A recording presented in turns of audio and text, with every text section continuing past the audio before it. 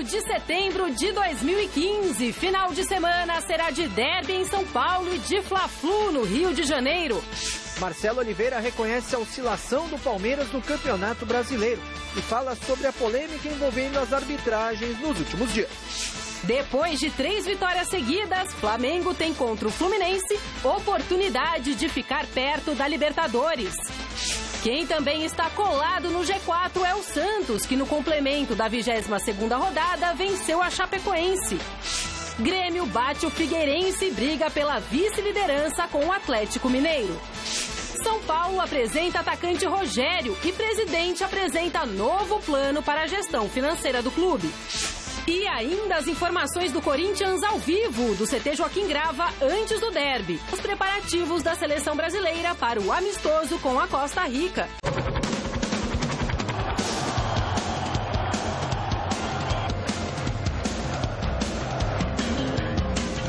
O legal dele é que ele defende, né, cumpre taticamente e tem um poder de ataque muito bom.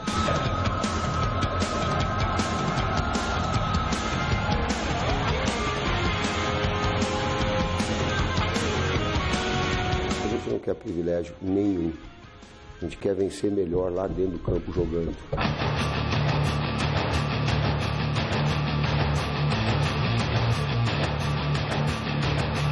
Olha o lançamento aqui pro Gabriel. Primeira chance. Olha o Gabriel. Olha o gol. Olha o gol. Olha o gol. Olha o gol. Marcial de frente pro gol. Olha o garoto. Marcial correu, bateu. Golaço. O importante agora é preparar bem para o jogo de domingo e temos todas as chances de recuperar em casa.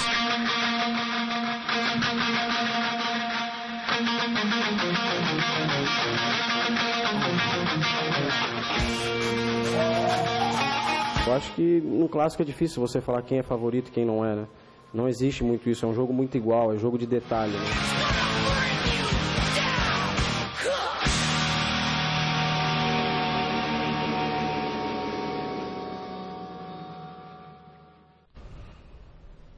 Olá, boa noite para você ligado no Gazeta Esportiva dessa sexta-feira.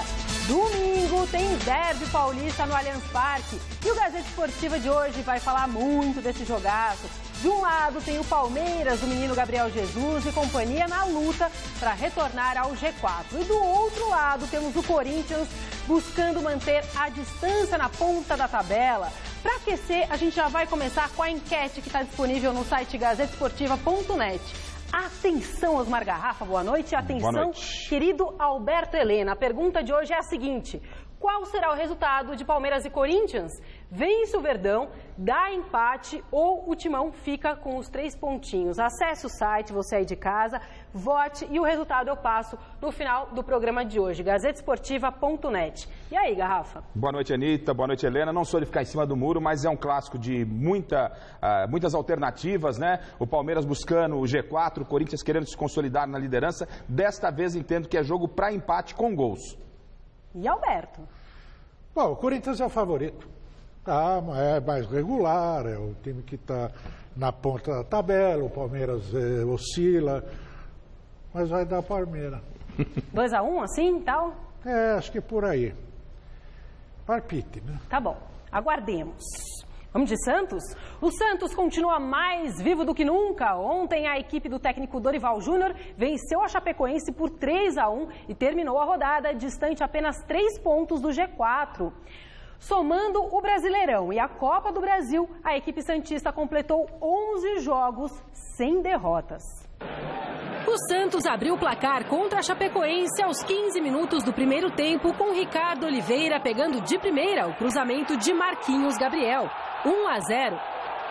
Aos 28, o camisa 9 santista dominou na área e na disputa de bola com o zagueiro Neto, o árbitro Bruno Arleu de Araújo deu pênalti.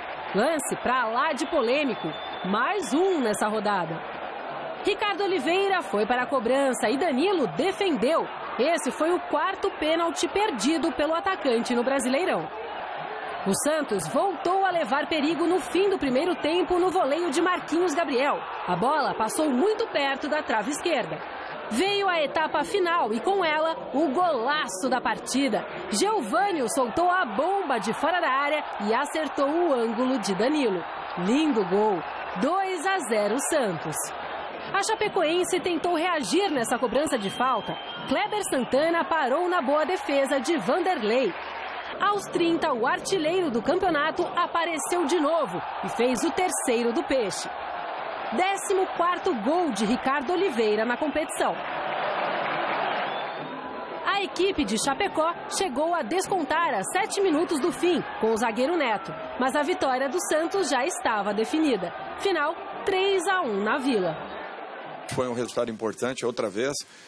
Pegamos um adversário difícil de se jogar, mas eu acho que a equipe deu uma resposta à altura e começa aí a passar um pouco mais de confiança a todo mundo.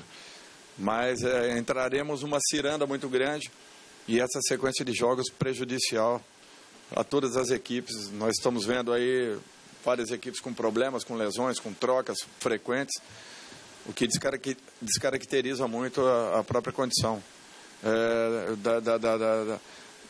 da regularidade de um grupo de trabalho.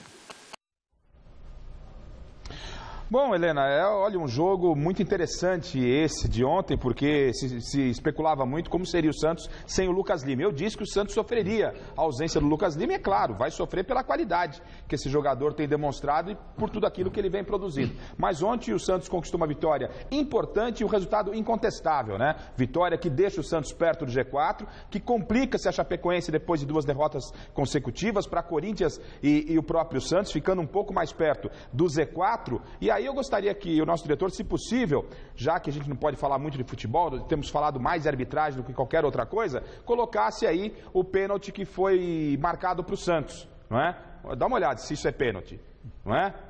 Isso não é absolutamente nada, pênalti. Imagine se fosse contra o Corinthians. O que eu quero dizer? Quero defender o Corinthians? Não, eu quero confirmar aquilo que eu venho dizendo durante os últimos dias. Você quer dizer se fosse a favor? Se fosse a favor do Corinthians, né, seria realmente um escândalo. Não, porque está armado. Gente, o Santos é a segunda vez que o Santos tem um lance assim. Será que a arbitragem queria colocar o Santos, então, a CBF, o Santos no G4? Será que a CBF quer a Chapecoense no rebaixamento? Não, nada disso. É o que eu tenho dito aqui diariamente. A arbitragem de futebol brasileiro é horrorosa. É verdade, sim, que o Corinthians tem sido mais beneficiado do que prejudicado. Mas está aí, ó. Ou seja, não é só no jogo do Corinthians, são em todos os jogos. Nessa rodada, Helena, foram em 4 jogos. Santos, Ponte Preta, Corinthians e Palmeiras. A arbitragem é muito ruim e desqualificar o trabalho que vem sendo realizado pelo Tite e pelos jogadores do Corinthians é uma falta de respeito. Precisamos repensar a nossa arbitragem, Helena.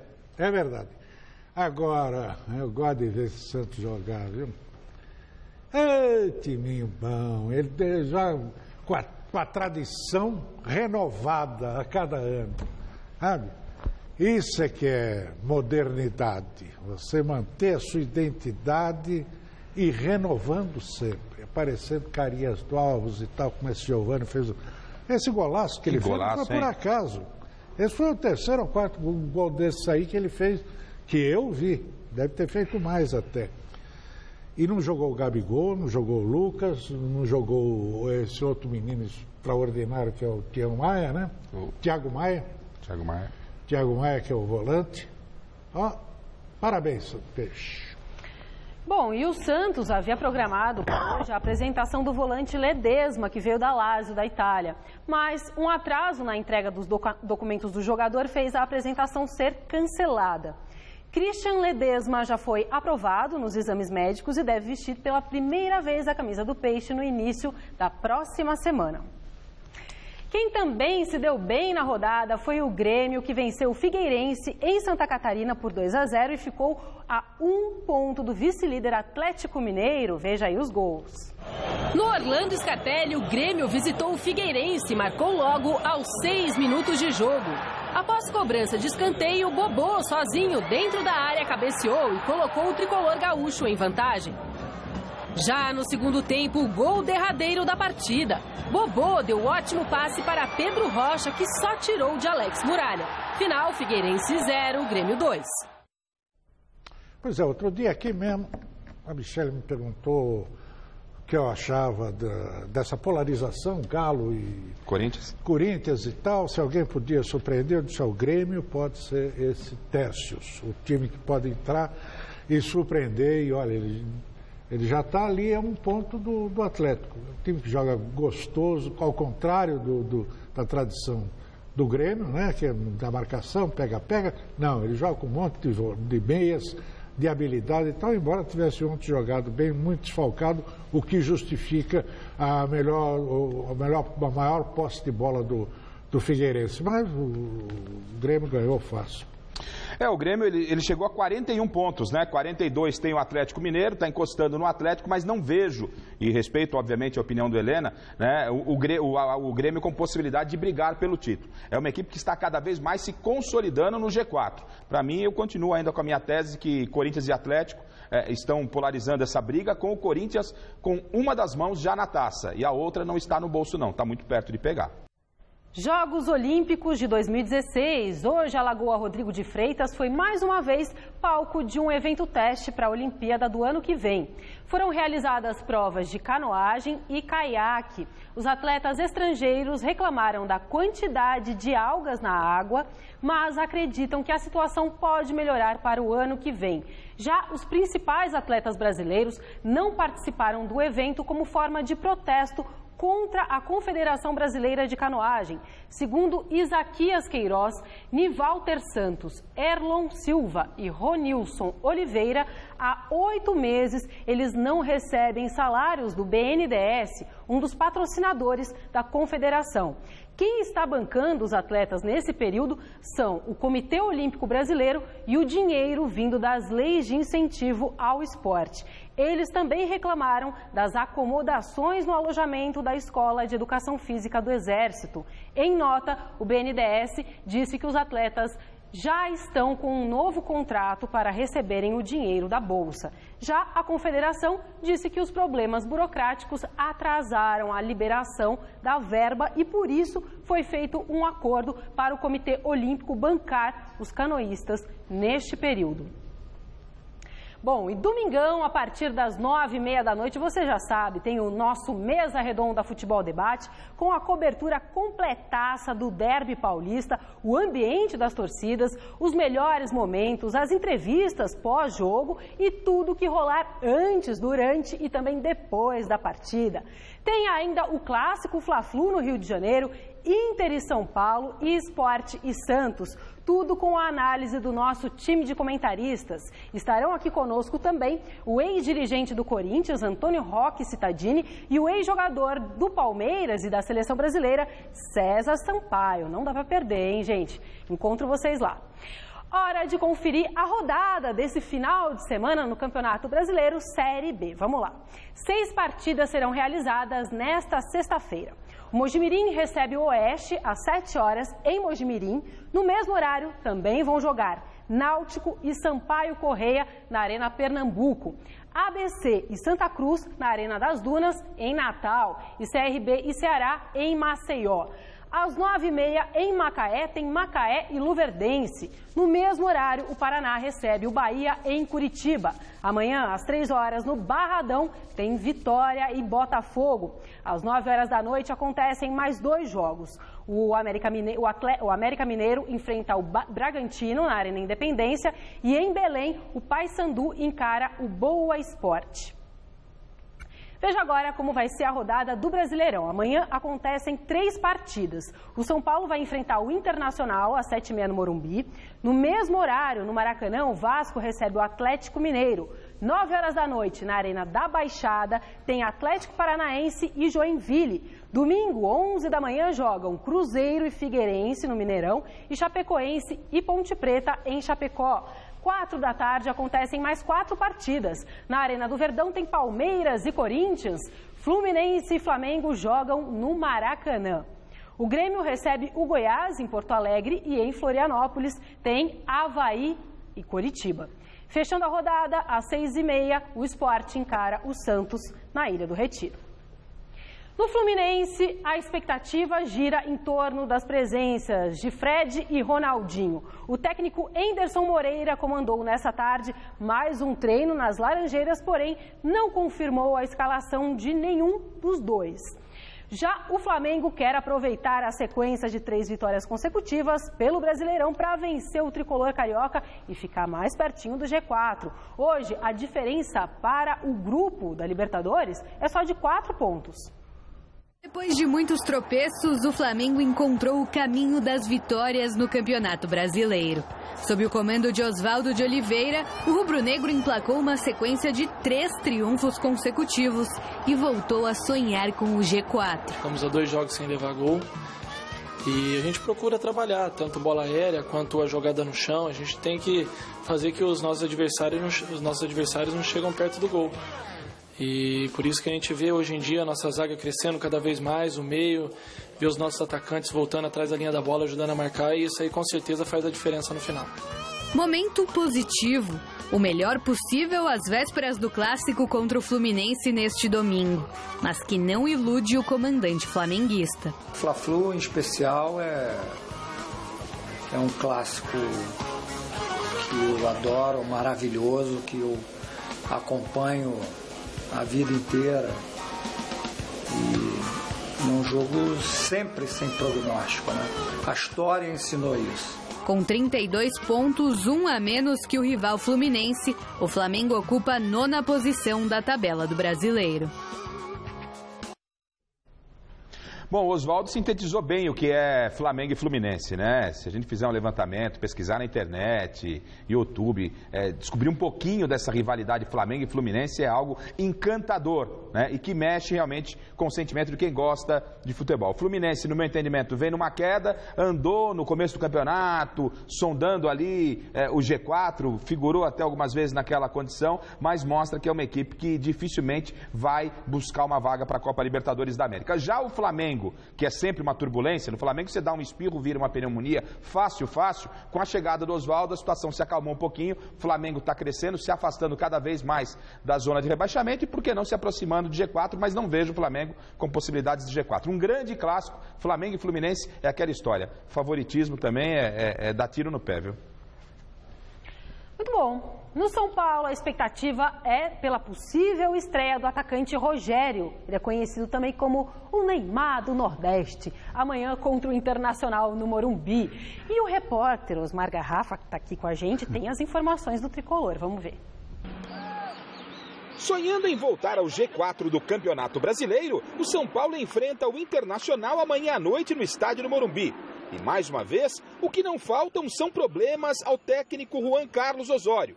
Sem contar com alguns titulares, ele ainda não confirmou as voltas de Luiz Fabiano e Rogério Ceni, que se recuperam de lesão. E com tantos problemas, não será novidade se o recém-contratado e hoje apresentado atacante Rogério possa estrear no ataque tricolor. Se tiver oportunidade, eu tenho que estar concentrado, ciente que se aparecer oportunidade, eu vou entrar e tenho que suprir as necessidades que o São Paulo precisa. Rogério vem do Vitória da Bahia. Com 24 anos, ele estava se destacando na Série B do Campeonato Brasileiro e até recebeu o apelido por lá de Neymar do Nordeste. Tenho grande admiração pelo Neymar, grande jogador, mas eu prefiro que me chame de Rogério, porque Neymar tem sua vida, é jogador do Barcelona, e eu sou jogador de São Paulo e eu prefiro que me chame de Rogério. Relacionado para a partida de amanhã, Rogério não esconde a alegria de estar no São Paulo e poder, quem sabe, formar dupla de ataque com a estrela Alexandre Pato. Eu sou um jogador rápido, habilidoso, gosto de jogar mais pela beirada do campo, é onde eu me sinto bem, esquerda ou direita.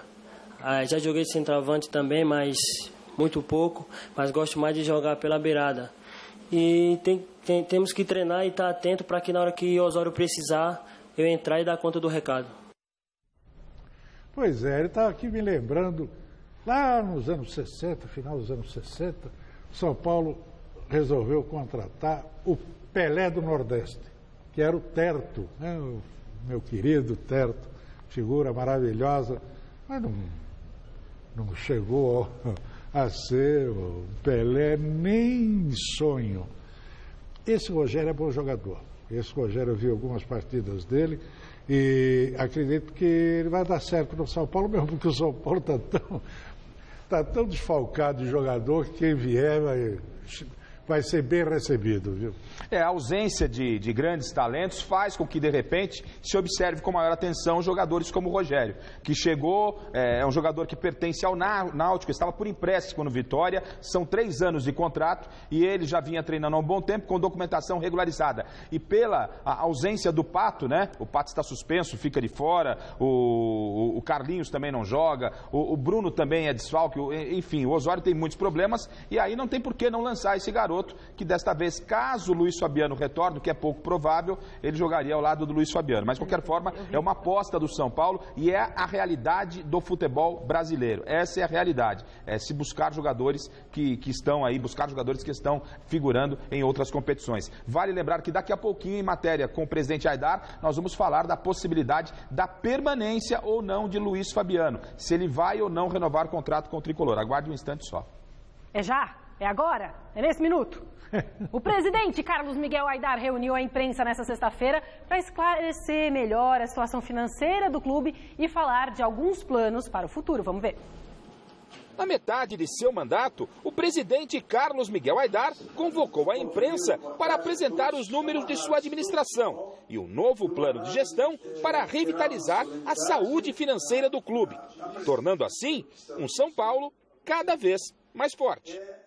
Quando eu escrevi o convite aos diretores para assistir essa apresentação, eu dizia que ia mostrar à imprensa, mas ao mundo empresarial também. Ou seja, eu não sei se o país está preparado para isso, mas o São Paulo está se preparando para ser de novo pioneiro. Nós ainda vamos sofrer o ano de 2015, 2016 será muito melhor, muito melhor, muito melhor, respiraremos com muito mais folga, com muito menos oxigênio, mas 2017 será um ano fantástico para o São Paulo. Será realmente o ano da afirmação do São Paulo no sentido financeiro. Além do novo plano de gestão, o presidente aproveitou também para falar de assuntos diversos do São Paulo, como a modernização do estádio do Morumbi. Será que ela vai acontecer ainda até o final de seu mandato? Arquitetonicamente, financeiramente, comercialmente, tudo está pronto, no papel. Todos os NDAs, ou seja, os memorandos de intenção e documentos sigilosos, estão todos assinados. Só não se põe a público porque não está na hora ainda.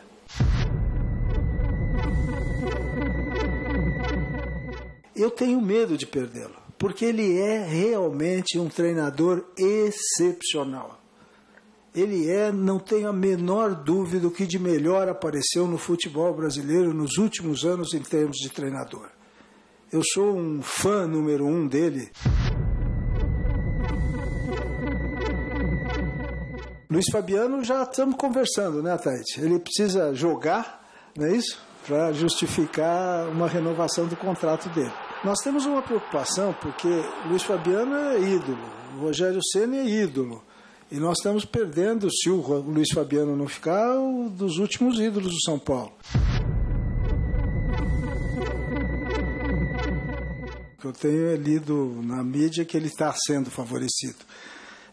Eu sei que o árbitro que botaram para apitar o jogo do São Paulo devia ser um especialista em vôlei, São Paulo e Corinthians, porque houve um lance de manchete.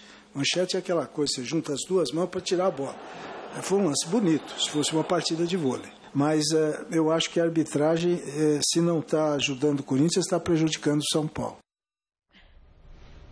Bom, tá aí, Helena, né? Só para acrescentar o que disse o presidente Aidar, para que você também tenha ciência, o presidente Aidar, há um tempo atrás, ele anunciava uma dívida do São Paulo, algo em torno de 270 milhões. E hoje, nessa amostragem, ele falou que a dívida real do São Paulo é de 137 milhões.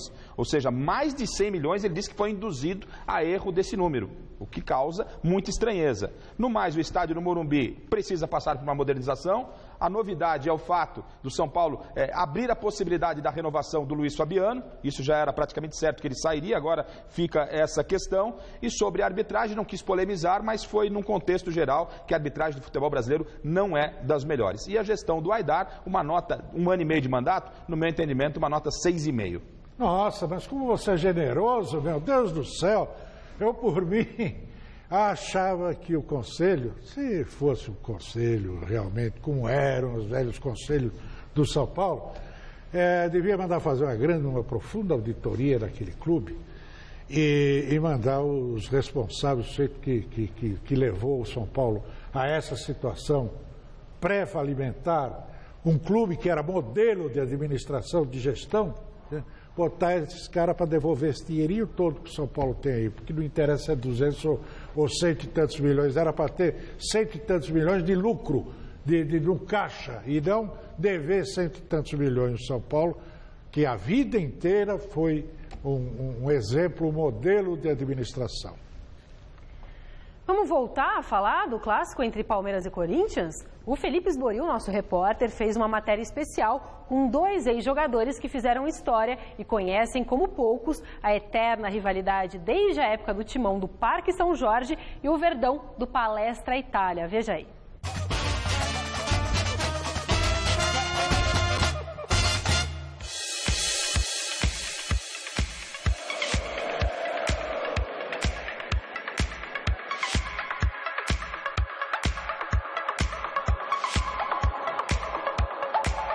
A cidade de São Paulo vai parar neste final de semana.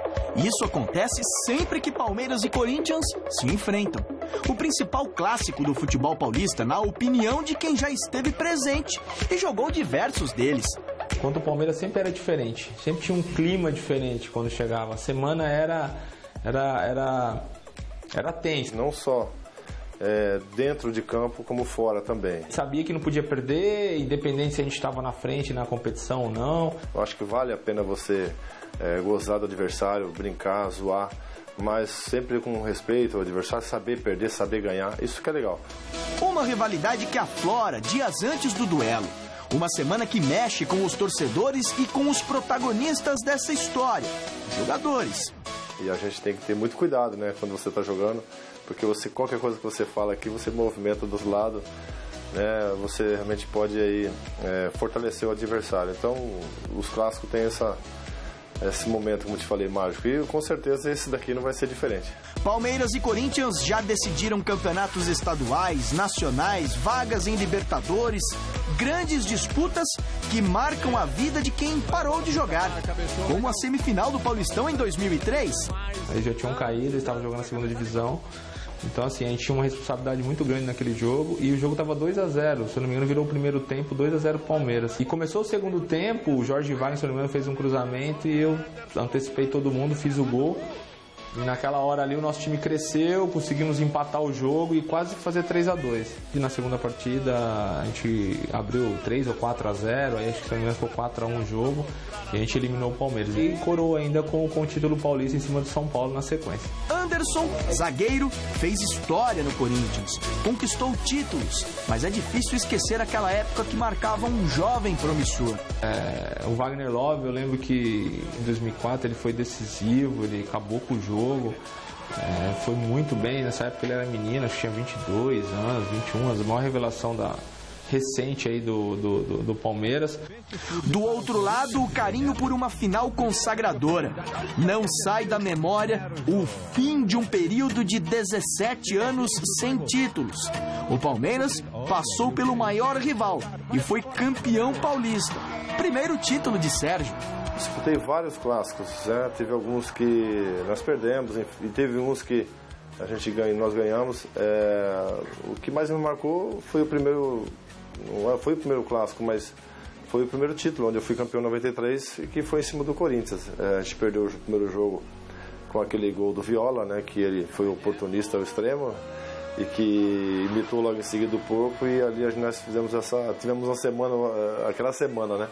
E depois voltamos para o jogo segundo, né? O segundo jogo, e conseguimos conquistar o título. Palmeiras, campeão paulista de 1993. Atualmente um clássico com um Corinthians líder do Campeonato Brasileiro. 7 pontos de vantagem para o segundo colocado e com um trabalho impecável do técnico Tite. Hoje eu vejo o Corinthians hoje muito forte, muito devido ao trabalho da comissão, né? Eu tive a oportunidade de trabalhar com o Tite, fui capitão dele durante um ano que ele ficou no clube, em 2004. De tudo que está acontecendo com o Corinthians, as últimas conquistas importantes, muito devido ao Tite e ao trabalho dele. Mais um capítulo dessa história será escrito neste final de semana. Façam suas apostas.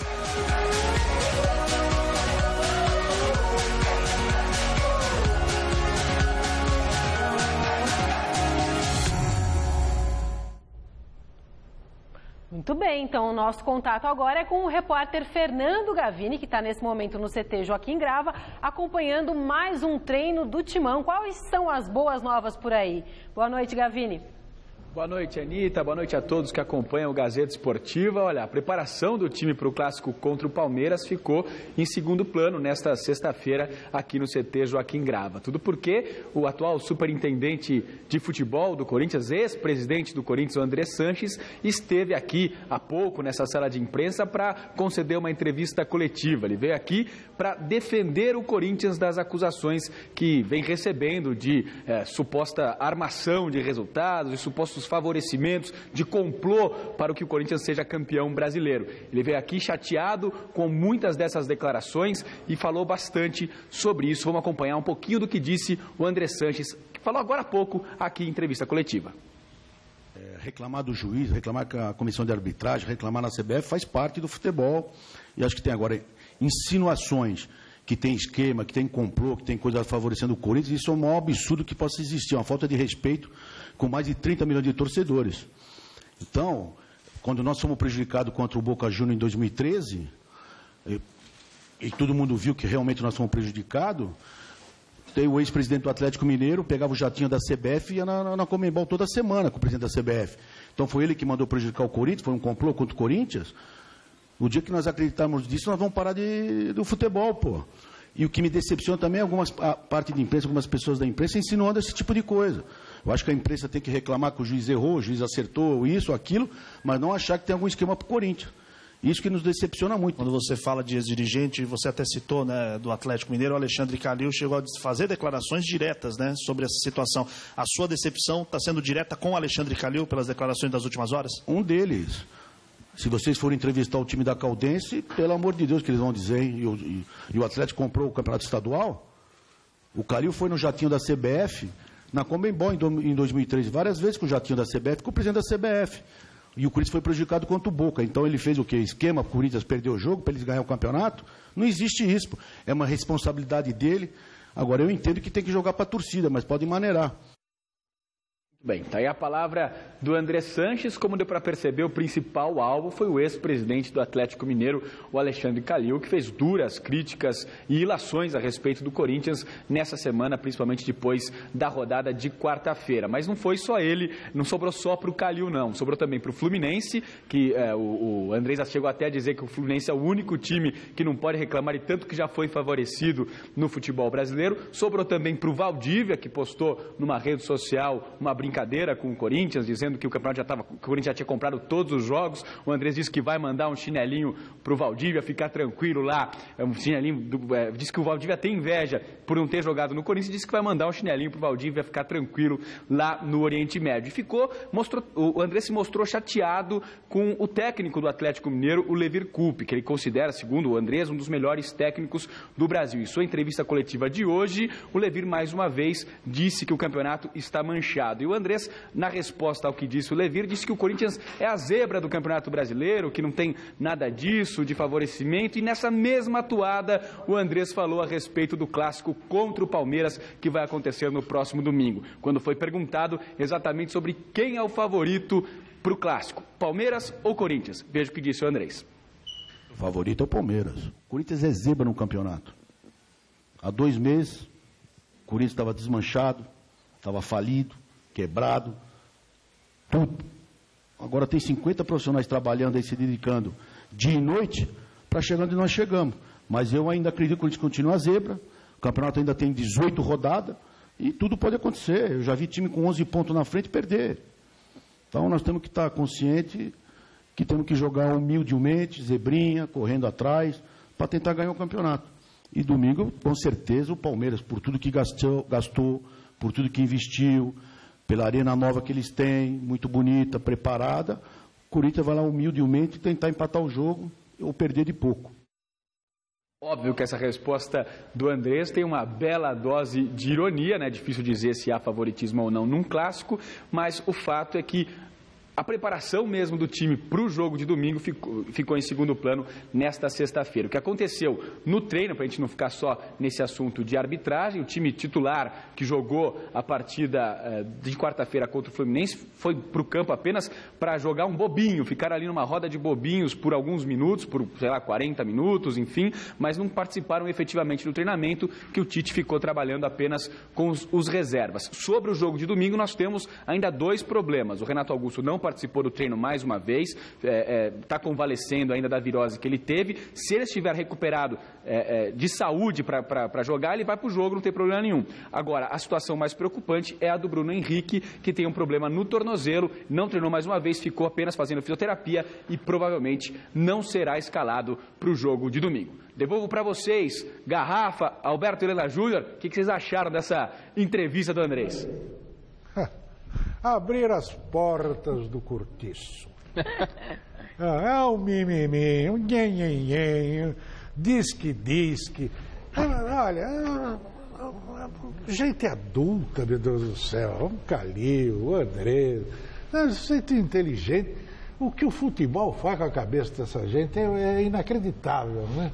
Aí não tem nenhum esquema para o Corinthians ser campeão, nada disso. Se tivesse algum esquema, seria para o Corinthians não ser campeão, porque o Andrés é inimigo figadal do nosso querido Del Nero, né? O presidente da CBF. Pelo Andrés, o Del Nero estaria atrás do Chilindró. Então, isso aí é tudo conversinha mole e que não conduz a coisa alguma.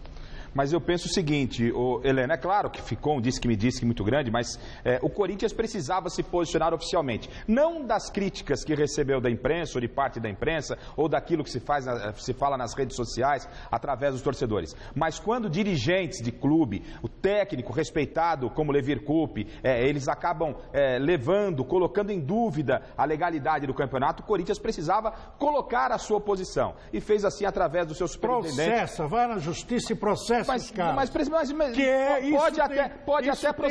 pode até processar, Helena, mas devia sim, no meu entendimento, devia se posicionar, porque, ou seja, o Levir Coupe, né, eu entendo que o Corinthians deve ser o campeão, muito difícil o Atlético tirar, pelo momento do Corinthians, pelo momento que vive o Atlético, mas na matemática, só um rápido desenho aqui, ó, Corinthians e Atlético, a diferença de 7 pontos, há ainda um confronto direto lá em Minas, trabalhando com a possibilidade de uma vitória do Galo, essa diferença cairia para 4 pontos. É difícil, é impossível o Corinthians perder para o Palmeiras domingo? A diferença cairia para 1 ponto. Restando 16 rodadas, é muito cedo para se jogar a toalha. E aí, relembrou bem o Andrés, quando falou do Campeonato Mineiro, contra a Caldense, o gol impedido do Jô, dessas viagens, do Calil, que andou espinafrando nas redes sociais, no jatinho da CBF, quando o Corinthians foi tirado da Copa Libertadores da América. Então, ou seja, os que estão calados hoje são os mesmos que vão reclamar amanhã. Alô, dona Concheta. Gente, no Palmeiras, o elenco vê no derby a grande chance de acabar com a oscilação nesse campeonato brasileiro. O técnico Marcelo Oliveira falou sobre o assunto e também sobre as polêmicas envolvendo a arbitragem. O repórter Adriano Dolfi acompanhou os trabalhos agora à tarde na Academia de Futebol e tem as informações. Um time que tem alternado bons e maus momentos no Campeonato Brasileiro, com algumas derrotas em jogos cruciais. O técnico Marcelo Oliveira reconhece a oscilação do Palmeiras dentro do torneio.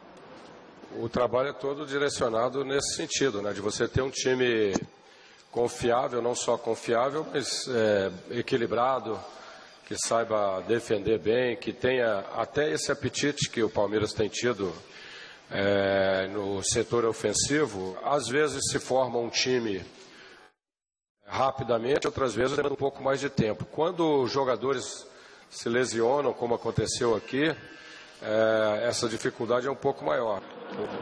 Mas quando o assunto é clássico, a situação muda. O desempenho do Verdão na temporada é ótimo. Chegou até a vencer o Corinthians no primeiro turno em Itaquera. E o rival deste domingo não vence clássicos há 8 partidas.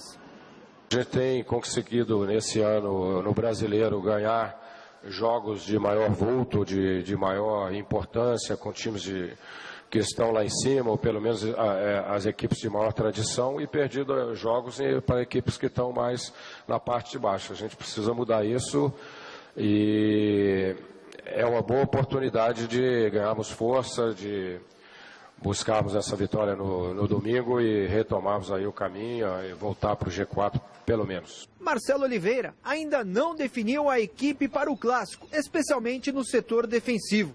Partida que terá arbitragem de Rafael Claus. E o assunto arbitragem apareceu com um peso todo especial na entrevista coletiva. Não tem como não se comentar arbitragem. É muito comum, por exemplo, você ver técnico, e eu fiz isso hoje aqui, de dizer que não gosta de falar tanto de arbitragem, mas falando de arbitragem, porque alguns erros grotescos e que prejudicam muito.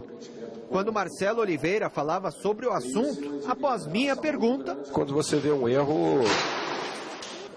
Um enorme bloco de gesso caiu no local das obras na academia de futebol. Os erros dos árbitros causam polêmica, discussão e pressão nos próprios juízes. Mas o treinador reconhece a superioridade do Corinthians, 7 pontos à frente do segundo colocado. Está com um jogo muito regular, é um time básico aí de 2 anos, né? Embora tenha mudado alguns jogadores, tem uma base de time de 2 anos, um ótimo treinador e tem uma estratégia bem definida, né? Eles marcam muito bem, tem uma defesa muito sólida, né? Jogadores que recompõem rapidamente, mas tem muito toque de bola e às vezes velocidade para chegar e para definir o jogo. Ponderado, Helena, o que disse o técnico do Palmeiras, o Marcelo Oliveira, avaliando o que tem feito o Corinthians dentro da competição, essa polêmica toda criada de arbitragem que nunca vai deixar de existir, né? É uma coisa que está aí para ser discutida e analisada no nosso futebol. E sobre o jogo, especificamente, o Corinthians tem problemas, não é? O Palmeiras não diferente, mas o Palmeiras voltando alguns jogadores importantes. O Arouca volta, o Zé Roberto foi preservado, né? Tem essa dúvida do Egídio pela lateral esquerda, que é um jogador que aparece, já era assim no Cruzeiro, aparecia com muita frequência ao fundo, fazia o cruzamento, às vezes nem no fundo, na zona intermediária já joga a bola na cabeça do atacante, mas tem a sua deficiência na marcação. E isso preocupa muito. Agora, o Gabriel Jesus, que no meio de semana, assim como o Palmeiras não teve uma atuação brilhante, é um jogador que tem que ser olhado com muita atenção. Esse garoto deve estar com a faca nos dentes para esse clássico. O Corinthians que tome muito cuidado com o Gabriel Jesus. A volta do Arouca é fundamental. Isso aí pode dar, eu acho até que esse desequilíbrio que o Palmeiras sofreu recentemente foi ocasionado pela sua saída. É um jogador extraordinário. Para mim, o maior médio volante do Brasil, que atua aqui e dos que atuam fora, acho o mais completo, é um jogador extraordinário, que eu não entendo porque até hoje não foi efetivado na seleção brasileira e outros bichos. Agora, o Palmeiras tem mais condições com a presença dele de se estabilizar e, portanto, ser um adversário à altura do Corinthians, que é basicamente um time estável. E aí, sabe como é? O que vai prevalecer é a individualidade. Aquele que tiver mais garrafa sem trocadilho, quem tiver mais garrafa para vender. É jogo para detalhe, E um detalhe importante, quando você fala do Arouca, dessa estabilidade no meio campo, mesmo com o Zé Roberto se entrar pela lateral esquerda, os problemas do Corinthians estão focados no setor de meio campo. É verdade também que esse garoto Marcial apareceu muito bem, mas carece de um pouco de maior maturidade. Enfim, é um grande jogo, muitas alternativas, muitos detalhes poderão fazer a equipe sair dali com 3 pontos. E claro, você já sabe, domingo no Mesa Redonda, a cobertura completa desse grande clássico, com todos os detalhes para você. Vamos de seleção brasileira. Amanhã o Brasil entra em campo para enfrentar a seleção da Costa Rica no primeiro jogo após a fraca participação na Copa América. Hoje foi a vez do técnico Dunga falar sobre a expectativa para o jogo. Mais de um ano depois de retornar ao comando da seleção brasileira, o técnico Dunga vai encarar a Costa Rica em amistoso amanhã nos Estados Unidos e reclama da falta de tempo para treinar a equipe. Um ano parece muito, mas é muito pouco. Se nós colocarmos em termos de jogos, mas principalmente em termos de treinamento, né, para a gente dar oportunidade a mais jogadores, a ter um leque maior de observação, a gente não tem essa possibilidade. Essa segunda fase do treinador no time tupiniquim começou vitoriosa, um verdadeiro tapa na cara dos críticos. Contudo, a única derrota nesse período e, consequentemente, a eliminação da Copa América repercutiu muito mal. Sabíamos desde o início que teríamos que começar bem, com vitórias, ganhando, aos poucos dando oportunidade a outros jogadores, né? Tanto é verdade que a pressão é grande, que perdemos uma partida, né? E já se tem grandes polêmicas, né? Parece que nós não ganhamos nada até agora. Para a partida de amanhã, Dunga deve deixar Neymar no banco de reservas. No lugar dele, o meia do Santos, Lucas Lima, terá uma chance entre os titulares. Esse será o penúltimo amistoso do Brasil antes do começo das eliminatórias para a Copa do Mundo de 2018. Vai ser uma eliminatória difícil, complicada, como foi todas as eliminatórias até hoje do Brasil. Não vai mudar em nada. O mais importante é que nós temos que nos preparar bem, e o ponto diferente que as equipes estão muito mais qualificadas do que anteriormente, né? Olha, Helena, o torcedor não está muito empolgado, obviamente, com a seleção brasileira, depois do fiasco que apresentou a seleção na Copa América, para esses dois amistosos. O Campeonato Brasileiro está num momento importante da competição, então o torcedor não está muito animado com esses dois jogos, não. Mas são dois jogos de fundamental importância para a seleção brasileira estrear nas eliminatórias. Porque, para mim, e penso que não sei o que você pensa a respeito, mas para mim já foi o tempo que o Brasil entrava nas eliminatórias. Não, o Brasil vai à Copa do Mundo. Corre riscos, no meu entendimento, sim. Corre riscos, principalmente pelo que vem apresentando, o 7-1 da Alemanha, o que apresentou na Copa América, e essa questão aí do Neymar no banco, o Dunga está com razão, porque nós não teremos o Neymar nos dois primeiros jogos. Então tem que se montar uma seleção, fazer a seleção se acostumar a jogar sem o Neymar.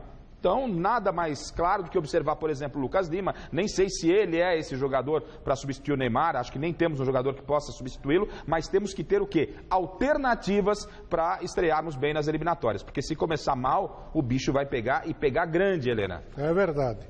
E o fato é que o Lucas Lima realmente não é o substituto do Neymar. Joga em outra função, outra posição, é um meio armador, um jogador que falta à seleção brasileira. Né? Que pode agregar com o Neymar. Que pode botar o Neymar para jogar mais ainda.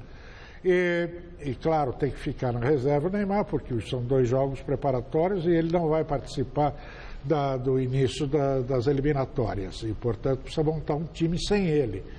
Agora, acho que, por exemplo, o Douglas Costa volta muito bem, porque ele está estraçalhando no Bayern. E vamos ver como é que vai funcionar esse time. Minhas joias, quem vence o jogo? Já Palmeiras, tem o resultado? Corinthians ou dá empate? Palpite. Vitória do... Fala. Bateu no crânio de quem teve meningite. Esse é o poema que você fez pra mim? Não, o seu uma é música, né? Esse aí é... Qual é o poema? Esse é Noel Rosa. Um haikai para você?